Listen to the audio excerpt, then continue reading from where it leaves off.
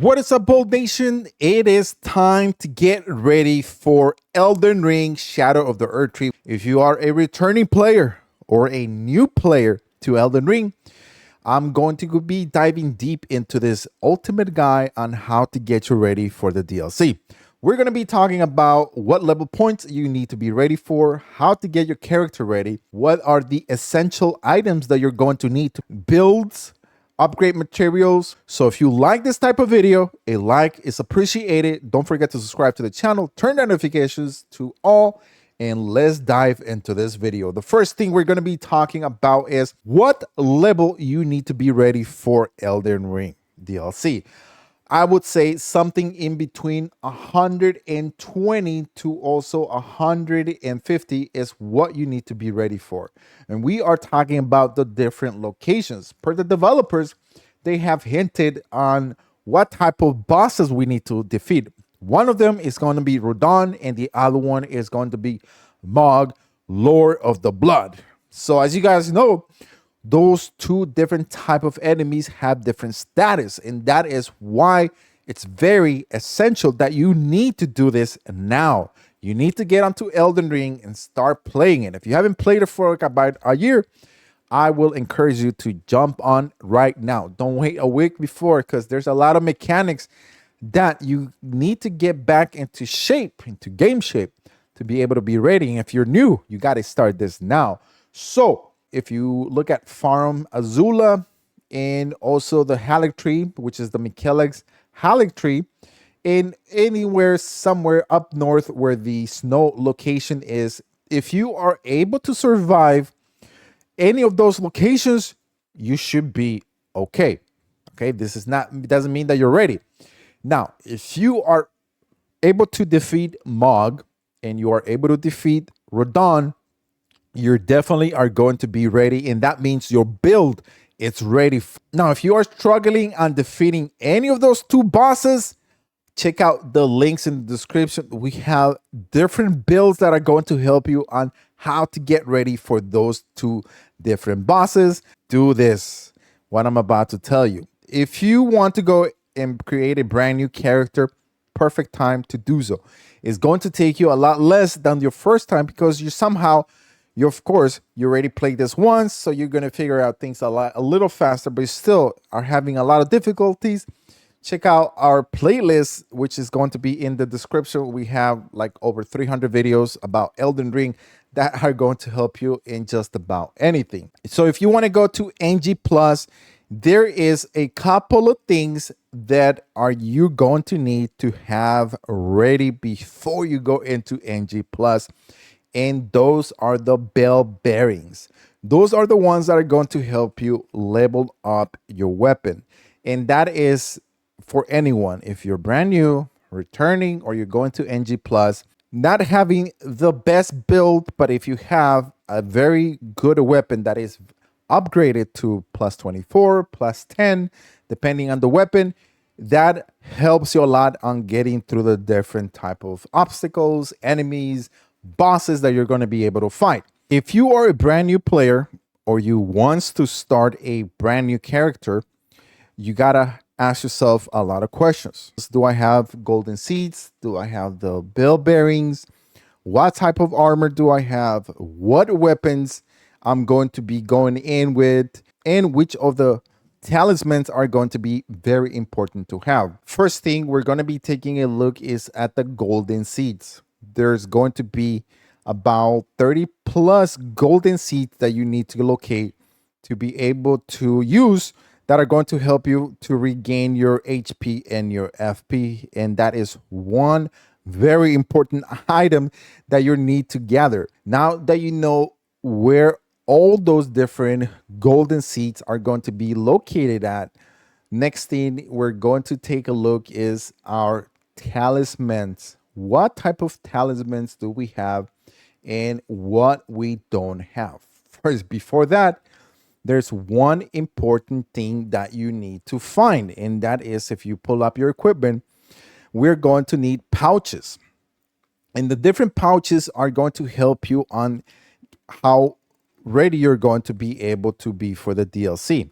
When you start the game, you're going to start with one single talisman pouch. And that means that you're only going to be able to use one talisman.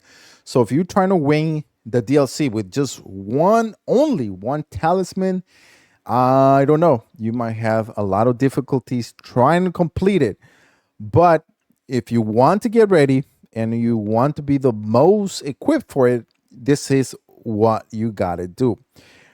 You get your first one once you defeat Margit, the Fallen Omen. He gives you one. That is going to be the first boss that you defeat. After this, we're going to go in, we're going to defeat Margit, the Omen King. And then you're also going to go to the Finger Reader, which is the Ernia. And once you acquire the 2 Great Runes, and also upon defeating Godfrey, you're also going to get another pouch. And that is going to give you 4 pouches. And this is why it's very important when you have different pouches, because each talisman that you're going to go in and equip, it just depends on what type of build. And that means, are you going to have a holy build? You're going to have a bleed, strength, dexterity, arcane, or you trying to do a mix of faith and dexterity? It's going to be all up to you. But have in mind, different bosses have different type of status, so you have to be ready for what is coming. So if we are able to take a look at the different talismans, as you are able to see here, the more talismans you have in your arsenal, the better you're going to be ready. Such as this one, it's a great talisman. This is going to boost your physical damage negation. So if you have a build that doesn't have a high defense, you equip this, you're going to survive a lot more. There's talismans for holy, to make your holy damage a lot bigger, your bleed, your strength. It just depends on what type of build you're going to go in for the DLC. And the big question is, what type of build should I take into the DLC? Now, I've done several tests. What I've done at this moment, it's very hard to tell you what we're going to be facing off. But my suggestion is, if you have a holy build, you have a bleed build, and you have a strength and also a faith build ready to go, those are going to help you get through the DLC a lot easier. Those 4 different type of builds are very powerful. And of course, it just depends on the talismans, and also depends on the different tiers in which we're going to be talking about that you need to have ready. So the next thing that you need to have ready is the different type of crystal tiers that you're going to have in your inventory. As I mentioned before, it just depends on what build. If you're running a holy build, if you're running an arcane, dexterity, a fire build, a bleed build, holy, whatever build you are trying to use, there's going to be one crystal tier for each of those different builds that you want to put together. The best thing to do is try to get as many as you can ready. The crystal tiers are very powerful because not only they boost you for about 3, most of them boost you for about 3 additional minutes, either fire, holy, dexterity, strength. So it gives you a buff, which is a lot. 3 minutes is a lot in Elden Ring, just to be able to do a lot of damage to an enemy or do a lot of damage to a boss.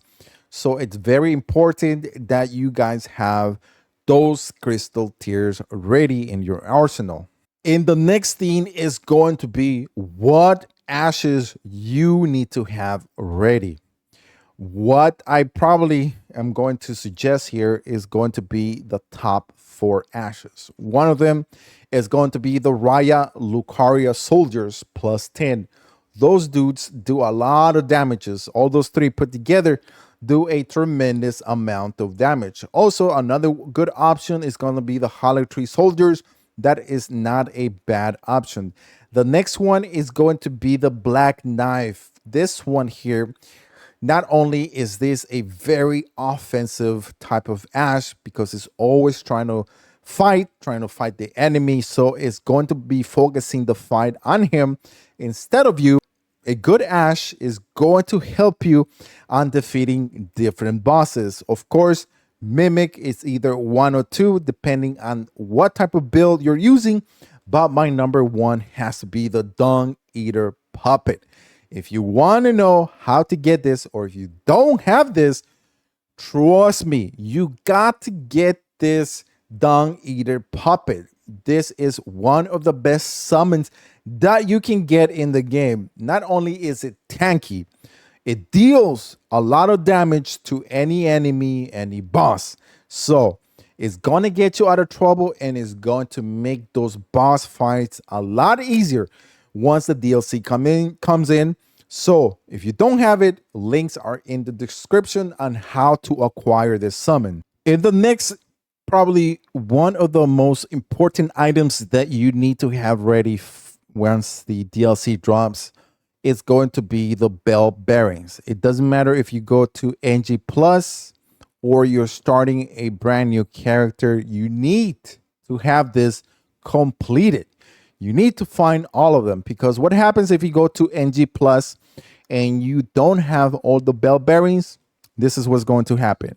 You're going to need to find them from the first one. But if you are able to complete all of them before any NG Plus, you're going to be able to carry them to your NG Plus. So that is why it's very important. Now, before I move into what Rune Farms you are able to do or what other items you're going to need, let's talk about the armor. Armor, it just depends on what you are going to be using. One of the probably best armors that you can get and works with just about anything because you're not too heavy and you're not too light are the fingerprint armor. This is one of the best armors that you can get. Now, it all depends on you. If you want to go really tanky, you got to have the bull goat armor. And if you are a mage, you already know that you need to go light, because if you are lighter, all the different armors, depending on which one you're wearing, has a hidden ability, such as the Raptor's Black Feather gives you a 10% additional jump attack damage, where you are looking at the spell blade. If you have all the different pieces together, it's going to make your magic a lot more powerful. So it just depends on you. If you want dexterity, then there's options for like the different masks that you want to wear, such as this one gives you more magic, gives you a +3 on each of the magic. Or if you want to raise your dexterity, of course, there's something for everything that you want to do. Want to increase your blood loss damage, you are going to be using the white mask, and it just depends on what you want to do. So I wouldn't be worried too much about the armor on what you're going to be able to use for the DLC. Eventually, you're going to have something good, but what is very essential is what I have mentioned before. The next three important items that you need to pay good attention is incantations, sorceries, and ashes of war. All those three different items, depending on the build that you're using, are going to make your build powerful. Incantations, golden bow, grant me flame, grant me some strength. 1 and 2, always got to have those. Those two are very important. And of course, it just depends on what build you're running. If you're running a lightning build, if you are running a fire build, or if you want to go with the black flame bleed, or if you want to go into madness, you gotta see what you don't have to be able to get ready. And the last one is gonna be Ash of War. It just depends on the weapon that you are very comfortable with. Of course, not all the Ashes of War work with each or all the different weapons. It just depends. If you have a katana, the best ones are probably going to be the lighter ones, which is going to be the strike one or the sweep one. The strike one, it works more like the Rivers of Blood, or if you have the spinning strike, this one it's very OP. It just depends if you have a cleaver or if you have a strength weapon. Now let's talk about the different rune farms and what options we have here on our table. If you already completed the game and you have the most powerful weapon for rune farm, it's going to be the Sacred Relic Sword. Level it up plus 10, even plus 6. It works really good. All you have to do is come into the Mogwith place, right? Palace. And you're going to come to this palace approach ledge. So you're able to see here. You come here and you're going to do this rune farm right here. That's all you got to do. Because what happens here is you're going to get all this rune farms by just 1 or 2 swings. And that is going to be the most effective and the best location that you're going to be able to do this if you already defeated the main bosses. Now, if you have not defeated the final boss and you have a bow and some arrows, you can come to this same location. If you are brand new to the game and you don't know how to get to this location, I have a location which I'm going to put in the description that is going to show you pretty much on how to get here. Now, once you are here, what you're going to do is you're going to come to the grace point. Once you come through here, you have your arrow ready, and all you have to do is, and then shoot at the at the bird. The arrow, he gets upset, jumps over, and then automatically, depending on what where you are in the game, like I'm an NG plus, so I get 24,000 runes every time he follows and falls off the cliff, and that is how easy I'm able to get. So, but if I come here, NG plus, I already have it, and I swing this, how many am I gonna get? So there you go, plus that, and then another one is going to be, there you go, plus 53. So there you go.